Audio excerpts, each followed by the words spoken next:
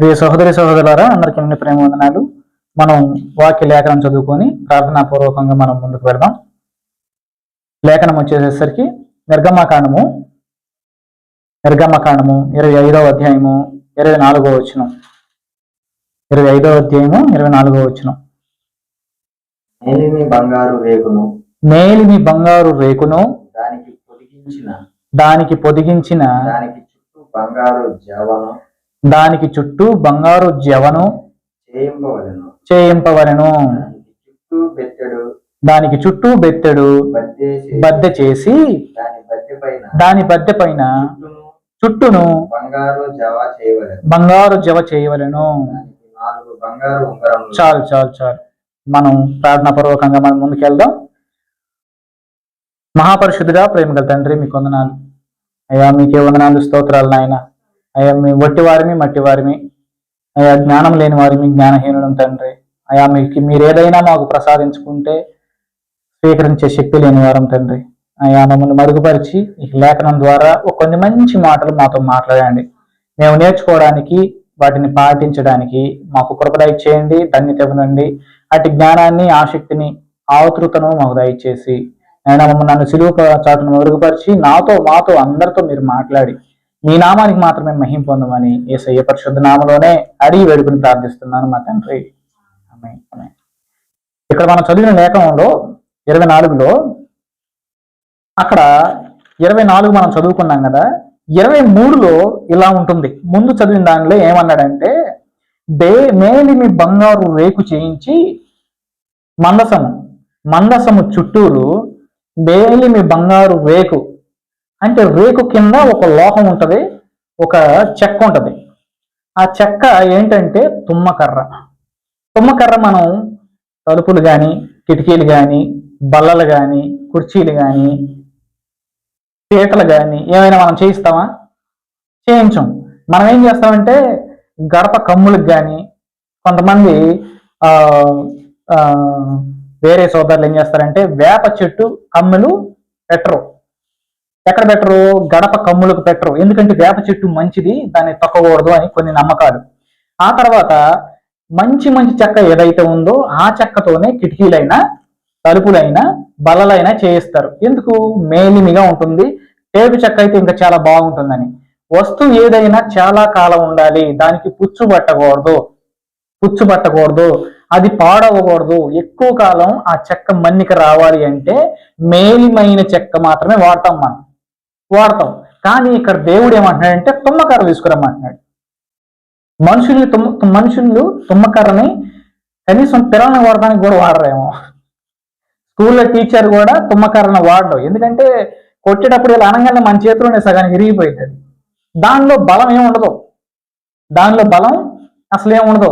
కానీ ఇక్కడ దేవుడు ఏం కోరుకుంటున్నాడు మందసానికంటే తుమ్మకర్రను కోరుకుంటున్నాడు. తుమ్మకర్రను తీసుకురండి అబ్బాయిలు, అరే చిన్నోడా తుమ్మకర్ర తీసుకురా. తుమ్మకర్రను తీసుకొచ్చి ఆ తుమ్మకర్రతో నువ్వు చెక్కను తయారు చేసి దాని మీద బంగారు రేకుని పొదిగించు అంటున్నాడు. తుమ్మకర్ర మనిషికి సాదృశ్యం. ఎవరికి చెప్పండి? మనిషికి సాదృశ్యం. ఆ 23వ వచనం చదవండి ఒకసారి. మరియు నీవు తుమ్మకర్రతో బల్ల చేయవలెను. దాని పొడుగు, దాని 2 మూరలు, దాని వెడల్పు,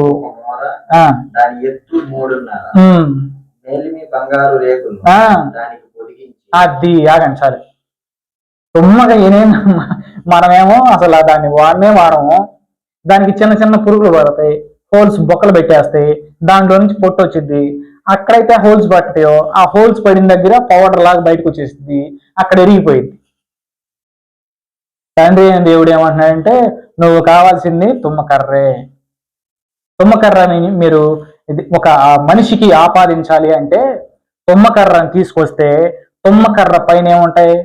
ముళ్ళు ఉంటాయి. ప్రతి మనిషి జీవితంలో ముళ్ళు ఉంటాయి.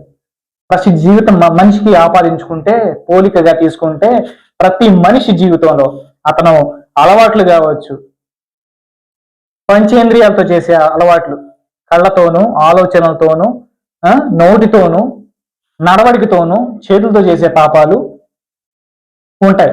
ఇట్లాగా అనేక ముళ్ళు ఒక మనిషిలో, మనిషి మంచోడు కాదు అని అందరూ అంటారు. అంతేకాదు మనిషి విషంతో సమానం అంటారు. అంతేకాదు యాకోబు రాసిన పత్రిక చెప్తుంది, నీతిమంతుడు లేడు, ఒక్కడో లేడంట. వాడు ముళ్ళు, ఆడు విషం చూపు, అసలు మాట నోరు అన్ని ముళ్ళే, వాడి కన్ను చూపు కూడా ముళ్ళే. కాబట్టి ఈ ఈ కర్ర మీద ఉన్న ముళ్ళు ఏవైతే ఉండయో ఫస్ట్ ఏం చేయాలండి? ఇప్పుడు బల్ల చేయాలంటే ఒక వ్యక్తి వెళ్ళి గొడ్డలు తీసుకుని వెళ్ళి తుమ్మకర్ర నరికి ఆ తుమ్మకర్ర మీద ఉన్న ఫస్ట్ ఏం చేస్తాడు? ముళ్ళు చెక్కేస్తాడు. ముళ్ళు చెక్కేయాలి. ముళ్ళు చెక్కేసిన తర్వాత ఇంకా ఏం మిగిలిద్ది? పై తోలు తీయాలి. చిన్నపిల్లలు మనం అంటాం, రే బడికి కనుక వెళ్ళలేదనుకో తోలు తీస్తా అంటాం. తీయంలే కానీ ఊరికే ఉదాహరణకు అంటాం. తోలు తీస్తా అంటే అప్పుడు తోలు తీస్తే ఆడు ఏం చేస్తాడు? అప్పుడు మాట వింటాడు. తోలు తీయబడి మాట వింటాడా? రే ఇప్పుడు పెద్దవాళ్ళని కూడా అప్పుడప్పుడు చేతురికి అంటూ ఉంటాం, మనరే తోలు తీస్తా నిన్నని అంటే తోలు తీస్తే నువ్వు మాట వింటావరా, లేకపోతే మాట వినవు అని అర్థం. ఇప్పుడు మన వడ్రంగి పని ఆయన కూడా ఏసై చెప్పిన మాటిని ఇప్పుడు ఆ చెక్కను రెడీ చేయాలంటే వెళ్ళి చెట్టు నరుకొచ్చి ఫస్ట్ ఏం చేశాడు?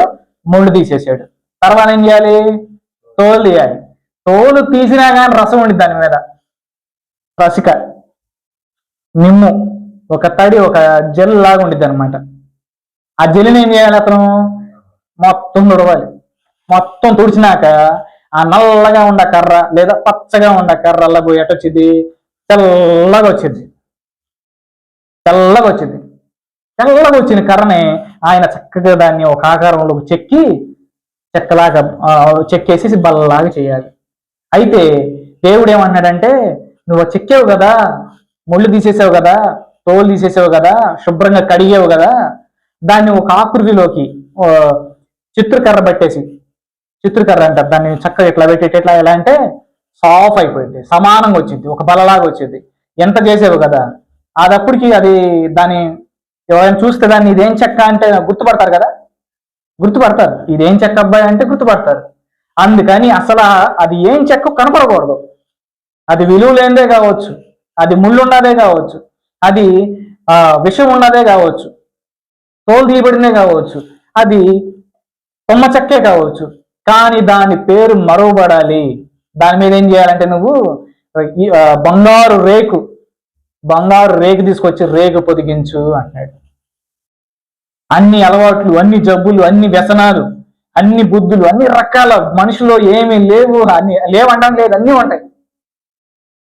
ఆడి పొట్టాలు తినేవాడు అవ్వచ్చు, తాగుబోతు అవ్వచ్చు, వ్యభిచారం అవ్వచ్చు, జోదగాడు అవ్వచ్చు, అబద్ధాలు మాట్లాడేవాడు అవ్వచ్చు, క్రిమినల్ కావచ్చు, రేపిస్ట్ కావచ్చు, ఆ జైల్లో ఒక 100 ఏళ్ళు ఉండి రావచ్చు, ఎన్ని సంవత్సరాలు ఉండవచ్చు, హంతకుడు కావచ్చు. వాడు ఎట్లాంటోడైనా వాడికి శుభవార్త చెప్పు, వాడికి మారు మనసు కారణం నువ్వవు.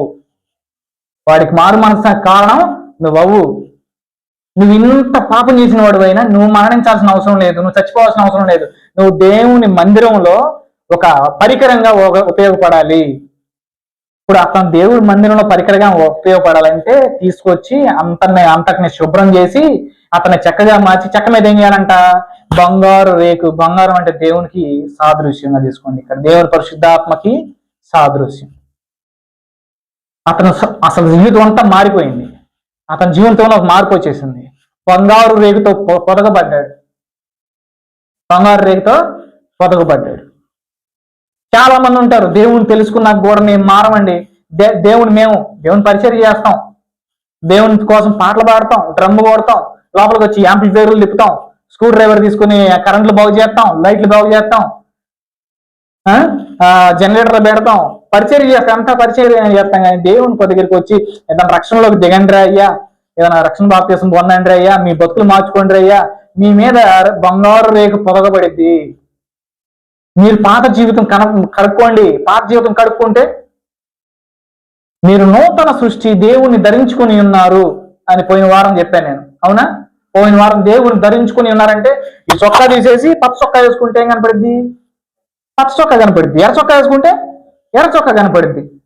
ఒకవేళ నేను యేసు అని పేరు కలిగిన చొక్కా తగిలించుకుంటే ఏసే కనపడతాడు. అట్లాగే మీరు యేసును ధరించుకోండి, రక్షణ బాప్తీసం పొందండి అని మాకు అవసరం లేదు అంటారు.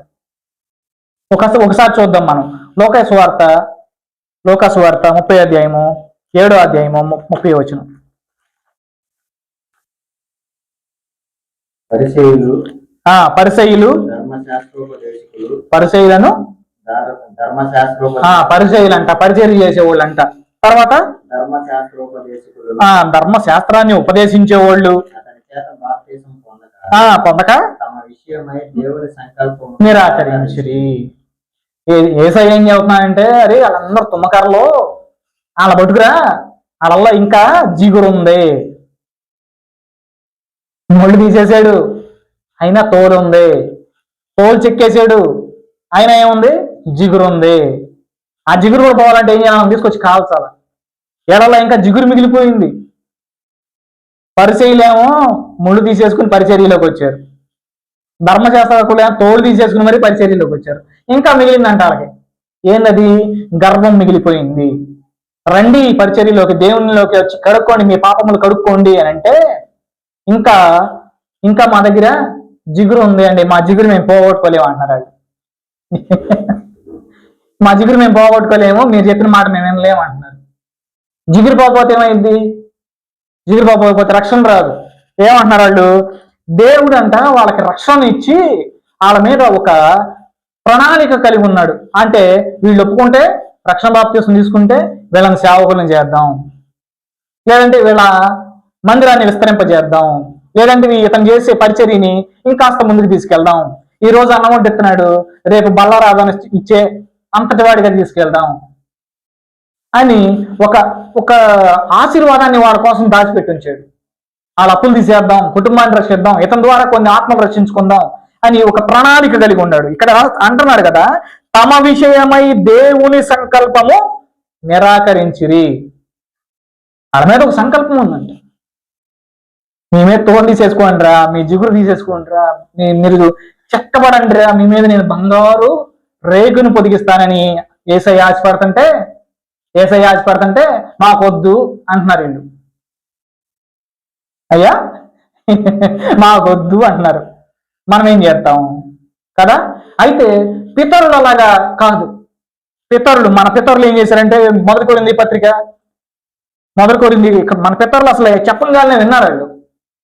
అసలు వాళ్ళు చేయాల్సింది ఏంటో దేవుడు వాళ్ళ జీవితంలో చేసాడు. ఏం చేశాడంటే, మొదటి కొరింథీ రాసిన పత్రిక 10వ అధ్యాయము 1వ వచనం నుంచి పౌలు గారు ఎలా అంటున్నాడు, ఇలాంటి వాళ్ళతో చెప్తున్నాడు. ఇలాంటి వాళ్ళకి, సహోదరులారా,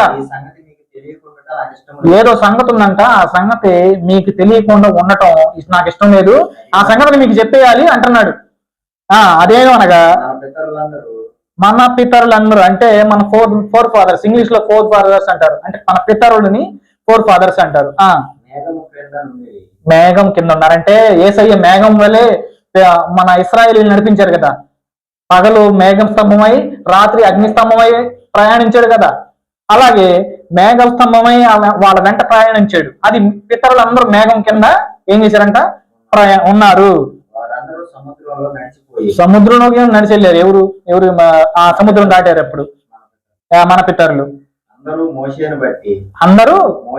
మోషేను బట్టి మేఘంలో సముద్రంలో ఏంటంట? మేఘంలోను సముద్రంలోను. ఎవరు? మన పితరులు బాప్తిసం పొందారు. అక్కడ దేవుడు అక్కడ మోషేను బట్టి వాళ్ళకి బాప్తిసం ఇచ్చేసాడు. అది మనకు తెలియకుండా ఉండటం. పితరులు కూడా మీరు బాప్తిసం పొందారు, మీరు పొందటం ఎడం చేయొద్దు, మీరు అశ్రద్ధ చేయొద్దు. ఎవరికి? ఈ ధర్మశాస్త్రోపదేశకులుగాను ఈ పరిచారకులకి. ఏది? ఈ తోలు మన్నంగాళ్ళకి, మన ఇంకా ఆ రచకొండ వాళ్ళకి. వీళ్ళేమో మరి మాకు గర్వం, మేము పొందం అంటున్నారు. పితరులు ఏమో తీసేసుకున్నారు, పితరులు పొందేశారు. కాబట్టి మనం ఏం చేయాలంటే, అలాంటి లక్షణాలు మనలో ఉండకూడదు. అయితే మనం ఇంకొక చూద్దాం. ఆదికాండము 14వ అధ్యాయం 17వ వచనం చూద్దాం. ఆదికాండము 14వ అధ్యాయము 17వ వచనం.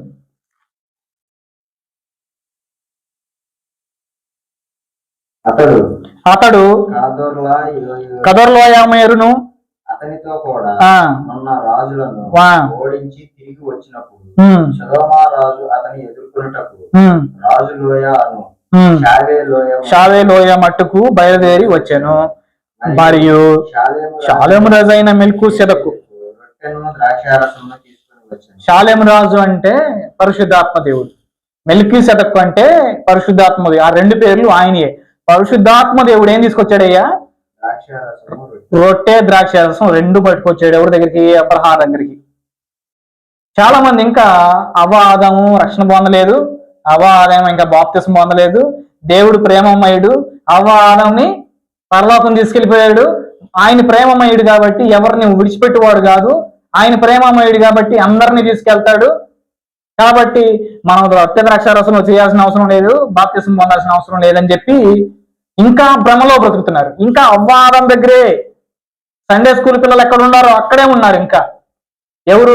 ఈ ధర్మశాస్త్రోపదేశకులు, ఈ పరిసేయులు. ధర్మశాస్త్రోపదేశకులు, పరిసేయులు ఉన్న లక్షణాలు ఉన్న వాళ్ళు ఏం చేశారంటే అవ్వ ఆదాం దగ్గర ఆగిపోయారు. అబ్రహాం దగ్గరికి ఇంకా రాలా.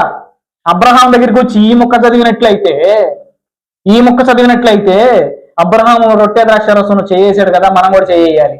చేయాలంటే ఏం చేయాలి? ముందు బాప్తిసం పొందాలి. ఇక్కడ వరకు రాలా. ఇంకా అవ్వ ఆదాం దగ్గర ఆగిపోయారు, ఆ సిలువలో దండ దగ్గర ఆగిపోయారు. కాబట్టి ప్రియ సోదరి సోదరులారా, నువ్వు బంగారు రేకుతో పొదిగింపబడాలంటే, పరిశుద్ధ రక్తంలో కడగబడాలంటే, నీలో ఉన్న ముళ్ళు, తోలు, ఆ జగట, ఆ చండాలమంతా నీ మీద నుంచి పోయి నువ్వు తెల్లని వస్త్రం, యేసుక్రీస్తు అనే తెల్లని వస్త్రం ధరించాలంటే ముందు రక్షణ బాప్తిస్మం పొందాలి. తర్వాత అబ్రహాము చేసినట్లుగా అది కూడా చదవయ్యా. అతడు సర్వోన్నతుడగు దేవుని యాజకుడు. షాలేం రాజు గారు పరిశుద్ధాత్ముడు. అప్పుడు అతడు అబ్రహామును ఆశీర్వదించి ఆకాశమునకును భూమికిని దేవుని వలన అనియు శత్రువులను నీ చేతికి అప్పగించిన సర్వోన్నతుడగు దేవుడు స్తుతింపబడును గాక అనియు చెప్పాడు. ఆమేన్. చాలు, ఆశీర్వదించాడు. నీకు ఆశీర్వాదం నువ్వు దక్కించుకోవాలి, ఆశీర్వాదం నువ్వు పొందుకోవాలంటే ఆయన చెప్పిన మాట ఏనాలండి? వినుట వలన విశ్వాసం కలుగును. అవునా? ఆ మాట దేవుని మాట వలన కలుగును అని వాక్యం చెప్తుంది. వినాలి, విశ్వాసం కలిగిద్ది. విన్నవాడు తప్పకుండా చర్య చేయాలి, క్రియ చేయాలి. నీ విశ్వాసము క్రియారూపకంలో బయటపెట్టాలి. నువ్వు రక్షణ పొందలేదా? నీ రక్షణ కావాలి, అబ్రహాం పొందుకున్న ఆశీర్వాదం నీకు కావాలంటే దేవుడు సంకల్పం దాచిపెట్ట నీ మనసులో నేనేం చేద్దామని అనుకుంటున్నాడో ఆ సంకల్పం నీలో నెరవేరాలంటే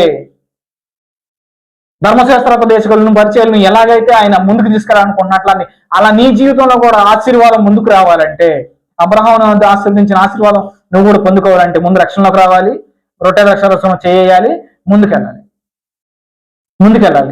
కాబట్టి ఒకవేళ నేను అట్లా చేయను, నా వల్ల కాదు, నేను చేయలేనా అంటే ఒకసారి మనం పౌలు గారు ఒక పునాది వేసాను, ఆ పునాది నుంచి ఎవరు పక్కకు తప్పుకోకూడదు, ఆ పునాది ఎలాంటిదంటే ఇలాంటిది అని ఎక్స్ప్లెనేషన్ ఇస్తున్నాడు. నా వల్ల కాదు, నేను అలాంటి పనులు చేయను అంటే వచ్చే నష్టం ఏదో చెప్తున్నా. ఆ నష్టం ఏంటంటే ఈ తరువాయి భాగం నుంచి మనం ఈ విధానంలో ముందుకు చదువుకుంటూ ముందుకెళ్దాం. 1 కొరింథీయుల రాసిన పత్రిక 3వ అధ్యాయము 11-12 వచనాలు చదువుదాం. 1 కొరింథీయులకు రాసిన పత్రిక వేయబడినది తప్ప మరి ఒక పునాది ఎవడును వేయలేడు. 10 నుంచి చదువయ్యా. దేవుడు నాకు అనుగ్రహించిన కృప చొప్పున నేను నేర్పరినై శిల్పకారుని వలె పునాది వేసి తిని మరి ఒకడు దాని మీద కట్టుచున్నాడు. జాగ్రత్తగా చూసుకోవాలి. వేయబడిన పునాది తప్ప వేయనేరడు. పునాది అంట ఆయనంట ఒక పునాది వేసాడంట. 4 మూలం 4 రాళ్ళు పెడితే ఆ రాయి పక్కన ఇంకో రాయి పెట్టి కడతాం. మనం ఏ మూల రాయి పెట్టామో, మనం ఏ మూల రాతిని పెట్టామో ఆ మూల రాతి మీదే కట్టుకుంటూ వస్తే గోడగా ఉండిద్ది. లేకపోతే పక్కన ఒక రాయ, ముందుకు రాయ, పక్కన ఒక రాయ, ముందు ఒక రాయి పెడితే ఏమవుద్ది? అక్కడ టెంకర్ అయిపోయింది. అస్సలు బాగోదు. అసలు అది అంత దరిద్రంగా ఉండిద్ది. చాలా మంది ఇప్పుడు ఏం చేస్తారంటే మాదొక పునాది, మా పునాది వేరు, మీ పునాది వేరు. దేవుడు పరలోక రాజ్యం వెళ్ళాక మీ పునాది ఏంటయ్యా, నా పునాది ఏంటయ్యా అని అడగడు. ఈయన పునాది వేసిన ఆయనే ఒక భయంకరమైన మాట చెప్పాడు. నేను క్రీస్తుని పోలి నడుచుకుంటున్న ప్రకారము మీరు కూడా నన్ను పోలి నడుచుకోండి అని ఎవరు చెప్పాడు? అందరికీ చెప్పాడా లేకపోతే కొంతమందికి చెప్పాడా? అందరికీ చెప్పాడు. అయ్యా నేను క్రీస్తుని పోలి ఎట్లా నడుచుకున్నానో ఆ మాట అంటానికి ధైర్యం కావాలి, తెగింపు కావాలి. ఆ మాట అంటానికి నేను క్రీస్తుని పోలి నడుచుకున్నాను, క్రీస్తు లాగే నడుచుకున్నాను అని చెప్పి చెప్పడానికి ధైర్యం కావాలి. ఆ మాట ధైర్యంగా ఆయన చెప్పాడు. నేను పునాది వేశాను. ఇందాక చెప్పిన మాట కూడా అదే. ఆయన ఈ పునాది వేసిన మనిషే ఏం చెప్పాడు ఇందాక?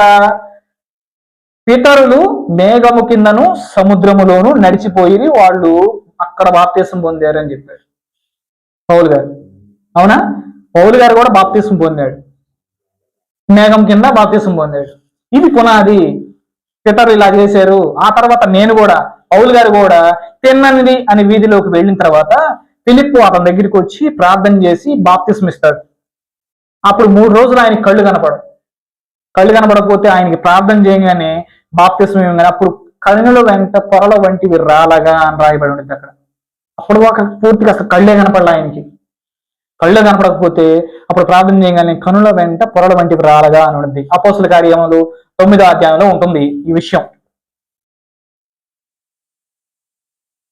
9వ అధ్యాయంలో ఈ విషయం ఉంటుంది. అయితే ఇప్పుడు చదవద్దులే కానీ ఆ విషయం అలా ఉంటుంది. అయితే ఈయన అంటున్నాడు, నేను క్రీస్తుని పోలి నడుచుకున్న ప్రకారం మీరు నన్ను నడుచుకోండి అన్నాడు. ఆ తర్వాత నేను ఒక పునాది వేసాను, ఆ పునాది ప్రకారం నడుచుకోండి అన్నాడు. తర్వాత చదవయ్యా. ఆ పునాది యేసుక్రీస్తే. ఈ పునాదిని ఎవరు మారడానికి లేదు, మీరు కొత్త పునాదులు వేసుకోవడానికి లేదు.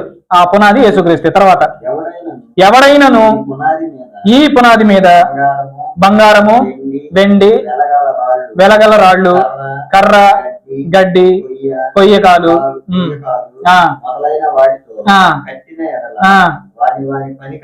వాని పని కనపడును. చాలయ్యా. ఇక్కడ ఏమన్నాడంటే ఫస్ట్ మాట బంగారము. బంగారంతో కట్టమంది ఎవరు? యేసయ్య. అక్కడ ఏం చెప్పాడంటే కర్ర తీసుకొచ్చి దాన్ని శుభ్రంగా చెక్కి దాని మీద బంగారు రేగ పొడిగించండి అని చెప్పిన మాట ఎవరిది? యేసయ్యది. ఇది యేసయ్య మాట. తర్వాత బంగారం తర్వాత ఏముంది? వెండి కూడా మంచిది. దాన్ని కాల్చిన ముద్దయినా వెండి అక్కడ మిగిలిద్ది, ఏడకపోదు. అది ఒక రౌండ్ రాయన్న అయ్యి అక్కడ ఉండిద్ది. బంగారం కూడా కాల్చి ఆ కాలిన బంగారం అంతా ముద్ద అయిపోయినా అక్కడ ఉండిద్ది. ఇంకా కాల్చబడితే అది ఇంకా మెరిసిద్ది అనమాట, ఇంకా మెరిసిద్ది బంగారం గాని వెండి గాని. తర్వాత మాట ఏముంది? వెల్లగల రాళ్ళు. తల మెరుస్తాయి. వెల్లగల రాళ్ళు. వెలలేనివి కాదు అవి వెలలేనివి కాదు, దరిద్రపు రాళ్ళు కాదు, మన రోడ్డు మీద దొరికే కంకర రాళ్ళు కాదు, గులకరాళ్ళు కాదు, వెలగల రాళ్ళు. తర్వాత కర్ర. ఇది కాల్చే మనకి ఏమైంది? ఆ 3 ఒక భాగం. ఈ కాలితే కర్ర కాలితే బూడిద వచ్చింది. తర్వాత గడ్డిని కాల్చిన బూడిదే వచ్చింది, గాలికి ఎగిరిపోయింది. కొయ్యి కాలు, ఆ పనికిరాని కాలు. ఇది కాల్చిన దేవుడు చెయ్యమన్న పని చేస్తేనేమో మనం మెరుగుపరచబడతాం. నువ్వు ఏ కాడకి నువ్వు కట్టుకునే ఇల్లు కర్రలతోటి, గడ్డితోటి, కొయ్యి కాలుతోటి. ఇప్పుడు గడప దగ్గర కొయ్యి కాలు పెట్టావంటే వంక టెంకర కొండ కొయ్యి గడప పెట్టామనుకో వెళ్ళడానికి రావడానికి ఇబ్బందే. ఏదైనా నొప్పి అంటిస్తే తగలబడిపోయి బూడిదైపోద్ది. దేవుడు చెప్పిన 3 ఏమో బంగారంగా చక్కగా మంచి భవిష్యత్తుని ఇస్తున్నాయి. మనిషి సెలెక్ట్ చేసిన 3 ఏమో కాలిపోయి బూడిదవుతున్నాయి. మన జీవితాన్ని దేంతో కట్టుకుంటున్నావు? దేవుని చాటు నువ్వు ఉంటేనేమో బంగారం చాటు ఉంటావు, నీకేం కాదు, నువ్వు బయటికి కనపడవు. నువ్వు రక్షణ పొంది దేవునిలో కడగబడితే నువ్వు కనపడవు. నీ పైన దేవుడు పొదిగించమన్న బంగారు రేఖే కనపడుతుంది, అంతేనా? నువ్వు బంగారం వల్లే ఎదుటివాడికి కనపడతావు తప్ప నీలో ఉన్న కొయ్యికాలు గాని, ముళ్ళు గాని, తోలు గాని, ఆ జల్లు రసిక గాని, ఆ రసం గాని ఏమీ కనపడవు. తుమ్మకర్రలో ఉన్నది ఏది కూడా బయటికి కనపడదు. దేవుని మాట ఈని దేవునిలోనికి రక్షణలోకి వస్తే నువ్వు బంగారంలా పొదిగింపబడతావు. మేలిమైన చేతి పని వాని వలె అన్నాడు పౌలు గారు. ఇందాక చదివిన వచనంలో ఏమన్నాడయ్యా? ఆ, చదవండి ఒకసారి. మొదటి కొరింథీ రాసిన పత్రిక 3వ అధ్యాయం 11వ వచనం చదవండి. 10వ వచనం. దేవుడు నాకు అనుగ్రహించిన కృప చొప్పున నేను నేర్పరినై శిల్పకారుని వలె పునాది వేసిన. చాలయ్యా, ఆయన అంటున్నాడు, నేను నేర్పరి వలె, బాగా నేర్చుకున్న వాడి వలె శిల్పాన్ని చెక్కినట్లుగా ఈ పునాది నేసాను. ఈ పునాది ప్రకారం నడిచిన వాడే పరలోక రాజ్యం వెళ్తాడు. పరలోక రాజ్యం వెళ్తాడు. వాడి బంగారం లాగా మెరుస్తాడు. అయితే మనం ఇప్పుడు మనల్ని పోల్చుకుందాం. మనం ఎవరి వలె ఉన్నాం? మనం దేవునికి అప్పగించుకున్నామా? దేవునికి అప్పగిస్తే పౌలు గారు లాంటి పనివాడికి అప్పు చెబుతాడు మన పని. అయ్యా, అదిగో దాస్ అనే ఒక తుమ్మకర్ర ఉంది అయ్యా, వినయ్ అనే ఒక తుమ్మకర్ర ఉంది, ఆ తుమ్మకర్రను తీసుకురా, బల్ల చెయ్యి అంటాడు. అయితే కొన్ని రూల్స్ పెట్టాడు. దాన్ని తీసుకురా, ముందు దాని మీద ఉన్న ముళ్ళు చెక్కు. ఆడి మీద ఏమేమి ఉండియో చెత్త చండాలం మొత్తం ఏముండియో ఆ ముళ్ళు మొత్తం చెక్కేసి, ఇంకా ఆ దగ్గర నాకు ఇంకా ఉండే బలేవుడివే, నాకు ఇంకా ఉండే, నేను ఆడి కోసం పరిగెడతా, వీటి కోసం పరిగెడతా అన్నాడు అనుకో, ఆడు తోలు దియ్యి. ఏంది అది? దేవుడికి అప్పగించుకోవాలి. నువ్వు కర్రవైతే అయ్యా నన్ను నువ్వు చెక్కు అనాలి. మరి ఈ రోజు నువ్వు చెక్కు అని నువ్వు దేవునికి అప్పగించుకున్నావా లేదా? నేనైనా సరే, నేనైనా నువ్వైనా దేవునికి అప్పగించుకుంటే శిల్పకారుని వలె పౌలు గారి చేతిలో మనల్ని పెడతాడు. ఆమేన్, హల్లెలూయా. దేవునికి పౌలు గారికి మనం అప్పచెప్పుకుంటే ఆయన ఒక పునాది ప్రకారం, పద్ధతి ప్రకారం ఒక త్రాసు, ఒక తూకం తీసుకుంటాడు. గోడ కట్టేటప్పుడు తూకం పెట్టి నిలువుగా కడతాడు. ప్లాస్టింగ్ చేసేటప్పుడు చెక్క తీసుకుంటాడు. చక్కగా చెక్కతో ఇట్లా అంటూ సమానంగా చేస్తాడు. మనల్ని కూడా ఆ కర్ర తీసుకొచ్చి తోలు తీస్తాడు. ఇంకా రసం మిగిలిందనుకో, దాని మీద జిగురు మిగిలిందనుకో కాలుస్తాడు. కాల్చిన తర్వాత నువ్వు అప్పగించుకున్నావే, నీలో మొత్తం చచ్చిపోయి ఏం లేదు, నిన్ను మందిరంలోకి తీసుకురా అంటే ఇప్పుడు ఏం చేయాలి సార్? నువ్వు తుమ్మకర్రవన్న సంగతి తెలియకుండా, ఏంది నువ్వు తుమ్మకర్రవే, నీ లక్షణాలు ఏమి లేవు అని తెలియకుండా నీ మీద బంగారాన్ని, నీ బట్టలో, నీ వస్త్రం, నీ అవతారం, నీ ప్రవర్తన, నీ మాటలు అన్ని బంగారం అయ్యాయి. ఆ పిల్లోడికి ఏమయ్యా బంగారం? చూసే వాళ్ళకి నువ్వు ఎట్లా కనపడతావు? బంగారంలా కనపడతావు. నీ చెక్క మాయమైపోయిద్ది. నీ తుమ్మకొర్ర లక్షణాలు మొత్తం మాయమైపోతాయి. చూసేవాడికి ఎట్లా కనపడతావు అంటే ఆ పిల్లోడికి బంగారం అయ్యా, బంగారం లక్షణాలు వచ్చినాయి, దేవుడు నమ్ముకున్నాడంట, దేవుడిని మొదదాకా లేదు. ఏంద్రయ్యా ఏంద్రా ఈ మధ్య కొద్ది తేడా కనపడతామంటే నేను దేవుడు నమ్ముకున్నా అంటున్నాడు. అది కానీ దేవుడి లక్షణాలు వచ్చినాయి. దేవుడి లక్షణాలు అంటే అర్థమైపోయి ఉండాలి. దేవుడు అంటే ఎలా ఉంటాడో అలాంటి లక్షణాలు మనలోకి వచ్చినాయంట. మంచి మాటలు, మంచి చూపులు, ఎదుటివాడికి సహాయం చేసే విషయం, దీనత్వం, సాత్వికం అన్ని వచ్చేస్తాయి దేవునికి అప్పగించుకుంటే. అందుకని దేవునికి అప్పగించుకోవాలి. మన పాపమును మనం ఒప్పుకోవాలి, కడగబడాలి. ఇంకా అవ్వాదం దగ్గర కూర్చోకూడదు. ఎక్కడ? అవ్వాదం దగ్గర కూర్చోకూడదు. ముందుకు రావాలి, ఆది కాలంలో రావాలి 14-17లోకి. అక్కడి నుంచి మళ్ళీ కొరింథీయులకు రాసిన పత్రిక 10:1లోకి రావాలి. అపోస్తుల కార్యాలు అన్ని చదవాలి. చదివితే అసలు ఏం జరిగింది ఏందని తెలిసిద్ది. అవ్వాదం దగ్గర కూర్చుంటే ఆడుకుంటా ఉంటారు, ఇంకా ఏదో తోటలో చెట్లు నీళ్ళు పోసుకుంటా ఉంటారు. అది అంతే తెలిసిద్ది. ఇక అంతకుమించి ఏం తెలియదు. అంతకుమించి ఏం తెలియదు. వాళ్ళు పాపం చేశారు, గొడ్లు వేసుకున్నారు, యేసయ్య వాళ్ళ కోసం ఒక గొర్రె పిల్లని బలిచ్చాడు, వస్త్రాలు కట్టించాడు, పంపించాడు. ఇదే తెలిసిద్ది. తర్వాత విషయం తెలియదు. మీ పాపములు కడగబడాలి. మనం కడగబడడం కోసం ఆ పని ఏం చేయమన్నాడో, మనల్ని ఎలా సమర్పించుకోమన్నాడో ఒక లేఖనాన్ని మనం చదువుకొని ఈ వర్తమానాన్ని మనం ముగించుకొని మనం దేవుని కృపలో ముందుకెళ్దాం. రోమిలికి రాసిన పత్రిక 6వ అధ్యాయము 4వ వచనము చదువుకుందాం. రోమిలికి రాసిన పత్రిక, రోమపత్రిక.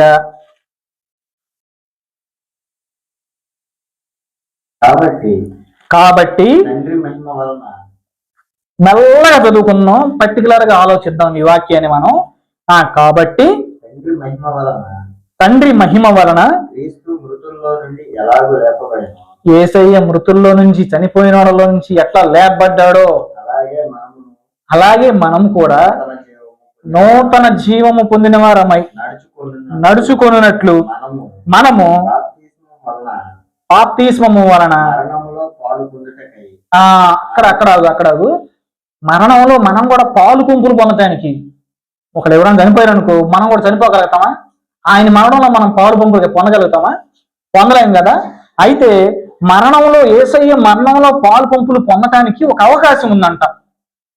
మనం కూడా చనిపోయి తిరిగి లేపబడడం కోసం ఒక అవకాశం ఉంది. ఎట్లంట? బాప్తిస్మము వలన నూతన జీవము పొందిన వారమై నడుచుకొనున్నట్లు మనము బాప్తిస్మము వలన మరణములో పాలు పొందుటకై ఆయనతో కూడా పాతి పెట్టబడితిమి. ఎట్లా? బాప్తిస్మంలో ఎట్లాగైతే మనం నీళ్ళలో ముంచబడతామో అప్పుడే మనం మొత్తం మరణించినట్లు లెక్క. ఇట్లా ముంచిన తర్వాత తిరిగి లేపబడతాం. ఆయన మరణంలో మనం పాలు పంపులు పొందుతాం. ఈ తర్వాత ఏమంటున్నాడు? మరియు ఆయన మరణం యొక్క సాదృశ్యము. అక్కడ సాదృశ్యము అంటే అరే నువ్వు చేసినట్లే ఆడు చేస్తున్నాడు రా. మిమిక్రీ చేసేవాళ్ళు ఏం చేస్తారంటే అట్లా రాజకీయ నాయకుల్లాగా, సినిమా యాక్టర్ లాగా మాట్లాడతారు. అచ్చు నీలాగే మాట్లాడుతున్నాడు రా. ఇప్పుడు ఒక అతను సర్కస్ చేసి అతను భూమిలో తవ్విన తర్వాత ఒక 3 రోజులు 2 రోజులు దాంట్లో పోగుంటాడు, లేదంటే 8 గంటలను పడుకుంటాడు, తర్వాత మూసేసి మళ్ళీ తిరిగి లేగుస్తాడు అతను. అట్లాగే ఇంకోటి చేశాడు అనుకో, ఇట్లా చేసినప్పుడు ఇది చూసావు కదా, అట్లాగే మా ఊర్లో కూడా ఒక అతను వచ్చేసాడు అట్లాగే అంటారు. అట్లాగే ఇప్పుడు మనం కూడా ఏం చేయబోతున్నామంటే ఆయన మరణములో ఆయన సాదృశ్యం, సేమ్ టు సేమ్ ఆయన ఎలా చేశాడో అలాగే మనం చేయడానికి మనకి బాప్తిస్మము అనే ఒక సాదృశ్యాన్ని మనకు ఆయన గిఫ్ట్ గా ఇచ్చాడు. అది మనం చెయ్యాలి. తర్వాత అయ్యా సాదృశ్యమందు ఆయనతో ఐక్యము గలవారమై అయిన ఎడల ఆయన పునరుద్ధానము తిరిగి లేపబడటం సాదృశ్యమందును ఆయనతో తర్వాత మనమేంకము పాపమునకు కాకుండుటకు పాప శరీరం నిరర్ధకం అయిపోయిందండి. అక్కడతో మునిగిన తర్వాత తిరిగి లేచిన తర్వాత దేవుడు దాన్ని పాపంగా ఎంచడు. నీ శరీరం ముందు పాపము పోవాలంటే ఆ పని చేయాలి. ఆయన దానికి ఎంచడు, అక్కడతో కొట్టేస్తాడు. ఇక నిరర్ధకం అయిపోయింది. నిరర్ధకము అర్థం లేదు దానికి. ఇంకా పాపము అనే దానికి అర్థము నిరర్ధకము అంటే అర్థం లేదు. ఇక తీసేసాడు, తుడిచేసాడు యేసునామములో. ఆమేన్. దేవునికి మహిమ. పునరుద్ధానము ఐక్యము గలవారమై ఆయనతో ఐక్యము గలవారమై చదువు పాపము నిరర్ధకమునట్లు పాత స్వభావము కూడా సిలువ పాత స్వభావం అంటే ఆయనతో కూడా సిలువేసేసాం. మనం ఆయనలో సాదృశ్యంగా మనం మారిపోయాం. ఆయన ఎలాగైతే పాపములను మేదేసుకొని చనిపోయి తిరిగి లేచాడో అలాగే మనం కూడా మన పాపంతో చనిపోయి తిరిగి లేచాం. వాక్యం చెబుతుంది, ఎవరైనాను క్రీస్తునందుండని ఎడల ఆడు నూతన సృష్టి. ఇక అక్కడి నుంచి మనం అంతా కూడా నూతన సృష్టి అయిపోతాం. అవ్వాదం దగ్గరికి చెప్పుకునే కథలు కాదు ఏంటయ్యి. అవ్వాదం దగ్గర కూర్చుని చెప్పుకునే కథలు కాదు. ఇంకా అవ్వాదం దగ్గర లేం మనం. అవ్వాదం అయిపోయింది, రాకడ దగ్గర పడింది. ఏం దగ్గర పడింది? రాకడ. ఇప్పుడు మనం ఎలా ఉండాలంటే సిద్ధపడి ఉండాలి. ఆయన ఇప్పుడు వస్తాడా, నేను రెడీగా ఉన్నాను, తీసుకెళ్ళిపో అనేటట్లు కూర్చోవాలి, సిద్ధంగా కూర్చోవాలి. ఇంకా చిన్నపిల్లలు ఆడుకునే పిల్లకాయలను పిలుపులాటలు ఆడుకునేటట్టుగా లేని మనం. చిన్నపిల్లలు పిలుచుకుంటామంటారు, మా ఇంటికి రా అని చెప్పి కొంచెం ఆ ఆకులు ఈ ఆకులు తీసుకొచ్చి కూరలు అన్నారు అండి. చిన్నపిల్లలు ఆడుకుంటారు ఆటలు. ఆ ఆట కాదు ఇది. ఆ ఆట కాదు ఇది. సండే స్కూల్ కాదు. ఆ చిన్నపిల్లలు చెప్పుకునే కథలు వేరు. వాళ్ళు ఎదిగి కొన్ని వాళ్ళకు కూడా బలమైన ఆహారం పెట్టుకుంటాం మనం. కాబట్టి ప్రతి ఒక్కరు కూడా ఆయన మరణములో పాలు పంపులు పొందాలి. అంతే. ఆమేన్. అపోస్తలుల కార్యాలు 2వ అధ్యాయము 38వ వచనం. ఆయన మరణంలో పొందితే ఆయన సాదృశ్యంలో మనం కూడా ఏకమైతే మన పాపాలు నిరర్ధకమైపోతాయి అని పౌలు గారు చెప్తున్నాడు. అదే మాట పేతురు గారు కూడా అపోస్తలుల కార్యాలు 2వ అధ్యాయము 38వ వచనంలో ఏమంటున్నాడంటే, పేతురు మీరు మారు మనసు పొంది పాప క్షమాపణ నిమిత్తము. దేని నిమిత్తం? యేసు నామములో పాప క్షమాపణ నిమిత్తము. ఏం చేయమంటున్నాడు? ప్రతి ఓడు అంట, ప్రతి ఓడు యేసుక్రీస్తు నామమున బాప్తిసం పొందండి, అప్పుడు మీరు పరిశుద్ధ ఆత్మ వరం పొందుకుంటారు. ప్రతి ఓడు ఏం చేయాలంట? పాప క్షమాపణ నిమిత్తం బాప్తిసం పొందండి. ఎందుకంటే బాప్తిసం ఆయన మరణానికి సాదృశ్యమై ఉంది కాబట్టి, ఆయన మరణాన్ని ఆ మరణంలో మనం కూడా ఐక్యమయ్యి దాని సాదృశ్యం ప్రకారం ఆయన చనిపోయి తిరిగి లేచాడో అలాగే మన పాపాలన్నీ నిరర్ధకం చేసేసి పూర్తిగా మాఫీ చేసేసి అసలేం లేకుండా మనం పరిశుద్ధమై లెగిచాము. లేచిన తర్వాత ఎవడైనను క్రీస్తు నుండి ఉండేలాడల వాడు నూతన సృష్టి. ఆమేన్. నువ్వు నూతనంగా సృష్టిగా మారాలనుకుంటున్నావా? నీలో ఉన్న ముళ్ళు తీసేయాలనుకుంటున్నావా? నీ మీద ఉన్న తోలు తీసేసుకోవాలనుకుంటున్నావా? దేవుడు నీ మీద బంగారు రేఖ పొదగాలంటే ఆయనకి నువ్వు మొదట అప్పగించుకోవాలి. ఆయన తండ్రితో సమానముగా ఉండుట విడిచిపెట్టకూడని భాగ్యమని ఎంచుకోలేదు. ఎందుకు? మనల్ని రక్షించడానికి, మన పాపాలను కడగటానికి. ఆయనకి పరలోక రాజ్యం ఉంది, వదిలేసుకున్నాడు. మన కోసం భూమి మీదకి దిగొచ్చాడు.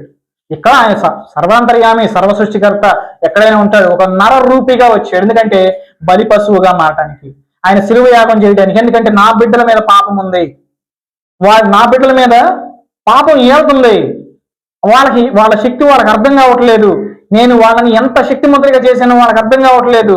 వాళ్ళు ఆవగింజంత విశ్వాసం ఉంచిన ఎడల వాళ్ళకి కలగాల్సిన ఎన్ని కలుగుతాయి, వాళ్ళు చేయాల్సిన పనులన్నీ చేస్తారు. ఆ ఆవగింజంత విశ్వాసం ఉండి కొండను తీసుకెళ్ళి పడమంటే పడిద్ది. అంటే కొండని కాదు, అంత సమస్య అయినా సరే